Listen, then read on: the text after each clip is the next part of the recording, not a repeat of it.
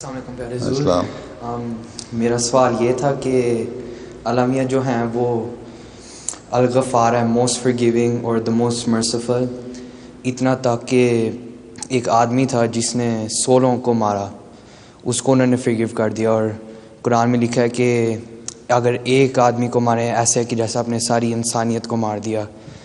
تو اگر اتنا علامیہ معاف کرنے والا ہے تو پھر لوگ دوزخ میں کیسے جاتے ہیں؟ یہی دیکھ لو، اندازہ کر لو نا، بیٹھ جاؤ کہ اللہ تعالیٰ اتنا معاف کرنے والا ہے اس کے باوجود لوگ دوزخ میں چلے جاتے ہیں. اس کا مطلب ہے کہ وہ اتنے زیادہ حد سے بڑے ہوئے ہیں کہ اللہ تعالیٰ کی جو رحمت ہے اس میں سے ان کو حصہ ہی نہیں ملتا، ٹھیک، فوری طور پہ.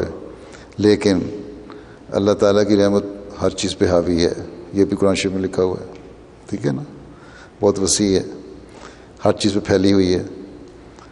اس لیے اللہ تعالیٰ کہتا ہے کہ ایک وقت آئے گا جب دوزخ بالکل خالی ہو جائے گی اور ساری جنت میں چلے جائیں گے. اس کا مطلب یہ نہیں ہے کہ ہم پہلے گناہ کریں اور پھر ضرور دوزخ میں جائیں اور پھر جنت میں جائیں، ٹھیک ہے. اللہ تعالیٰ نے فرمایا کہ یہ نیکی کا راستہ، یہ برائی کا راستہ ہے. تم لوگ میری رحمت سے حصہ لیتے رہو گے اگر نیکیاں کرتے رہو گے، ٹھیک. اور یہ فیصلہ اللہ تعالیٰ نے کرنا ہے، ہمیں نہیں پتہ، کوئی انسان نہیں کر سکتا. 2 شخص تھے، ایک نمازیں نہیں پڑھتا تھا یا گناہ کرنے والا تھا، ایمان نہیں لانے والا تھا، صحیح طرح ایمان پہ قائم نہیں تھا. دوسرا شخص تھا، وہ اپنے آپ کو بڑا نمازی سمجھتا تھا. تو اس نے، دونوں کی آپس میں گفتگو ہو رہی تھی. اس نے کہا کہ تم ایسے ویسے برائیاں، جس میں برائیاں تھیں اس کو اس نے بہت برا بھلا کہا کہ تم دوزخ میں جاؤ گے، اور دیکھو میں بڑا نیک ہوں، میں جنت میں جاؤں گا. اب یہ تو کسی کو نہیں پتا کس نے دوزخ میں جانا ہے کس نے جنت میں جانا ہے، کیونکہ اللہ تعالیٰ تو وفات کے بعد اللہ تعالیٰ نے فیصلہ کرنا ہے نا ہر انسان کا.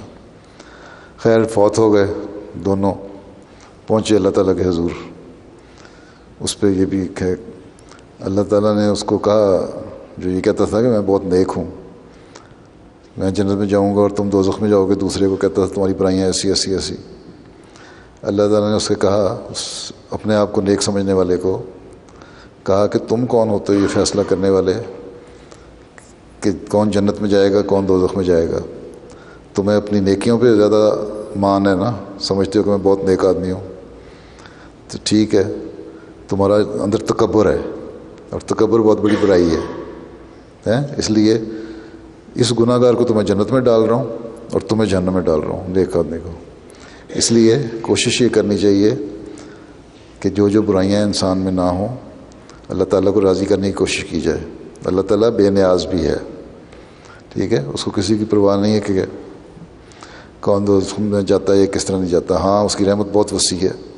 اگر نیکی کرو، اتنی بات پہ دیکھو، ایک شخص کو کہ جذبات کو اس نے ٹھیس پہنچائی اور یہ فیصلہ کر دیا کہ تم دوزخ میں جاؤ گے، اس کو دوزخ والے نیک کام کرنے والے کو اللہ تعالیٰ نے جنت میں ڈال دیا، اور نیک کام کرنے والا دوزخ میں اس لیے چلا گیا کہ اپنے آپ کو بڑا نیک اور سمجھتا تھا اور تکبر تھا اس میں.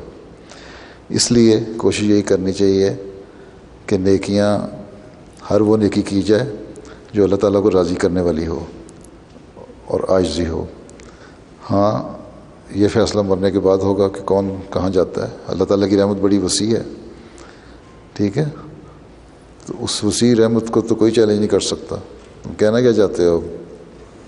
تمہارے سوال کا حل جواب مل گیا کہ نہیں؟ ہاں جی. یا کچھ رہ گیا تھوڑا سا؟ نہیں مل گیا. ٹھیک ہے، مل گیا تو بس ٹھیک ہے.